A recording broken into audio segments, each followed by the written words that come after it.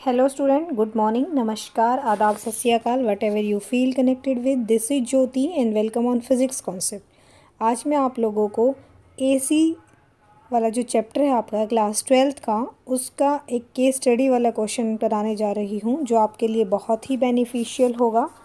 तो इसका जो फर्स्ट वाला क्वेश्चन है, पहले आप इसका एक बार केस स्टडी में क्या होता है कि आपको पहले पैराग्राफ दे दिया जाता है और उस पैराग्राफ के बिहाफ से आपसे कुछ क्वेश्चन पूछे जाएंगे और वो क्वेश्चन जो होंगे उनके रिप्लाई आपको करने हैं या फिर ऑप्शन टिक करना है। उसमें ज़्यादातर हिंट तो आपको पैराग्राफ से मिल जाएगा। जो भी क्वेश्चन पूछे जाते हैं उनका पैराग्राफ में ही आंसर होता है। थोड़ा बहुत आपको दिया हुआ होगा, थोड़ा बहुत आपको खुद से करना है।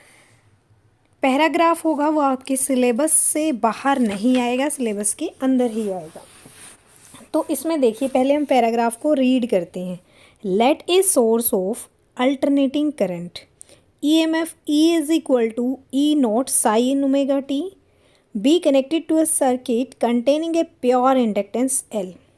ऊपर देखो एक बार आप, क्या है इसका टॉपिक का नाम ही क्या है? AC voltage applied to an inductor. Inductor में AC वोल्टेज अप्लाई की गई है तो क्या क्या फ़र्क पड़ता है। एक हमने सोर्स ले लिया है जिसकी EMF है A is equal to E naught sine omega T.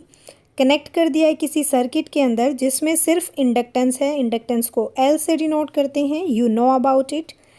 If I is the value of instantaneous current, अगर I को इंस्टेंटेनियस करंट मान लिया जाए सर्किट के अंदर, then I is equal to I not sine omega T minus of π/2। The inductive reactance limits the current in a purely inductive circuit that is given by XL is equal to omega L।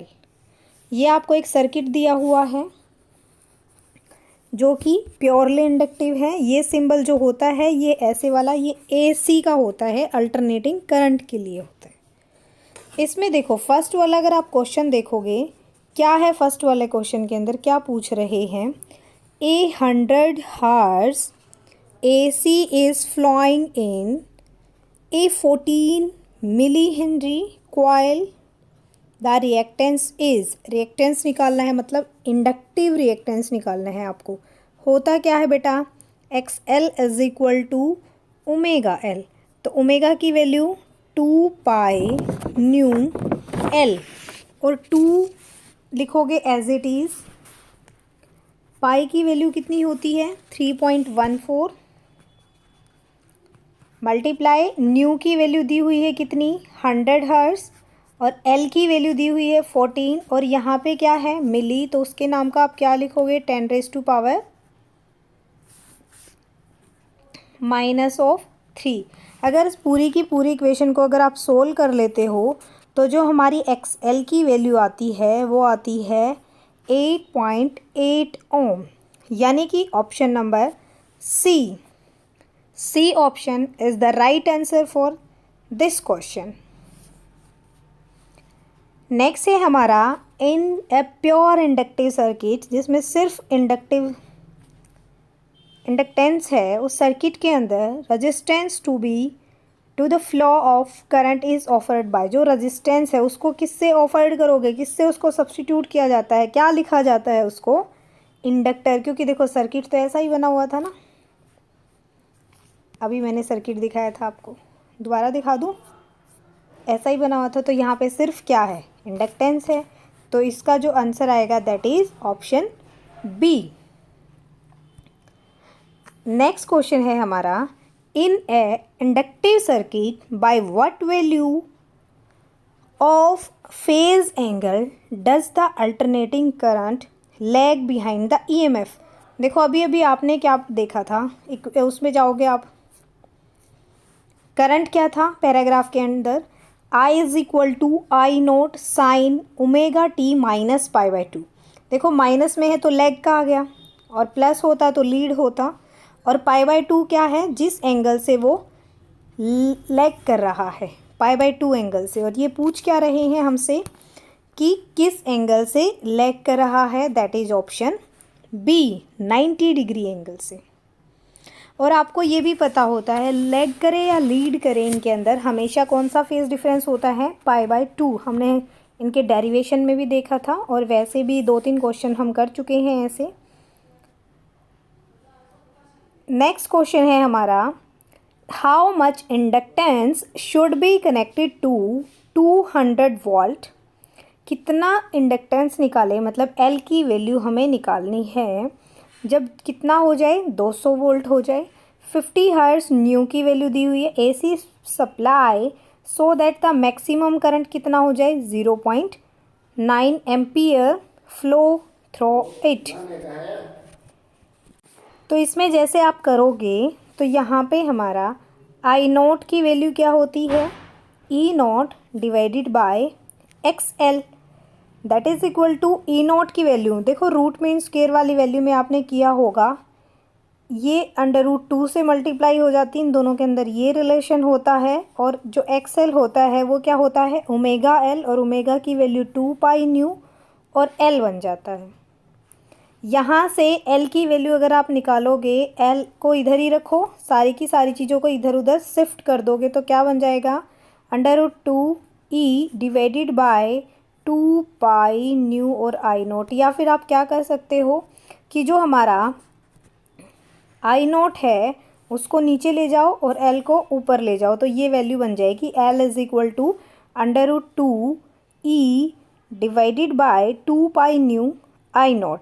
अब सारी की सारी values put कर दोगे, सारी values put करोगे तो क्या आ जाएगा, √2 की वैल्यू पुट करेंगे 1.414 और ई की वैल्यू कितनी दी हुई है, 200 वोल्ट ईएमएफ बोलो या मैक्सिमम ईएमएफ बोलो, आरएमएस वैल्यू बोलो, कुछ भी बोल सकते हो आप, डिवाइडेड बाय 2, पाई की वैल्यू 3.14, न्यू की वैल्यू 50 दी हुई है और 0.9 दिया हुआ है आपको maximum current of that I note की value.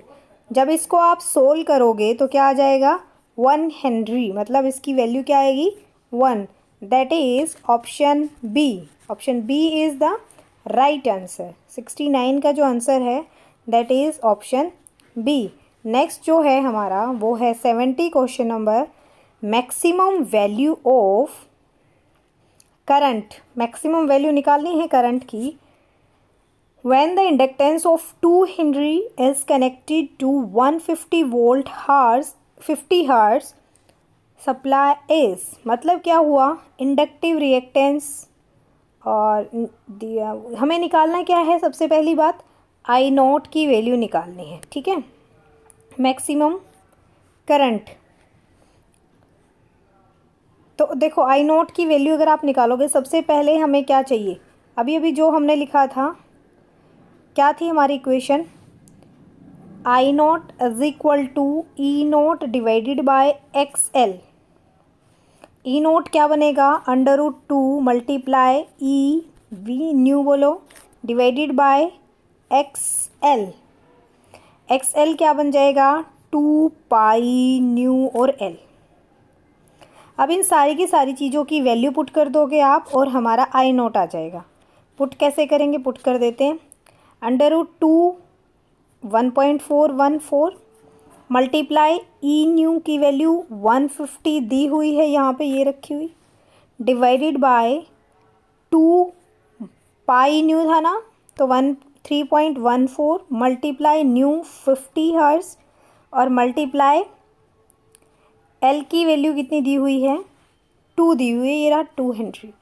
That will be equal to, अगर आप इस पूरे को सोल्व करोगे क्या आ जाएगा, 0.337 एम्पियर। एम्पियर करंट की यूनिट होती है, तो आई नोट की वैल्यू आ गई 0.337, दैट इज ऑप्शन ए।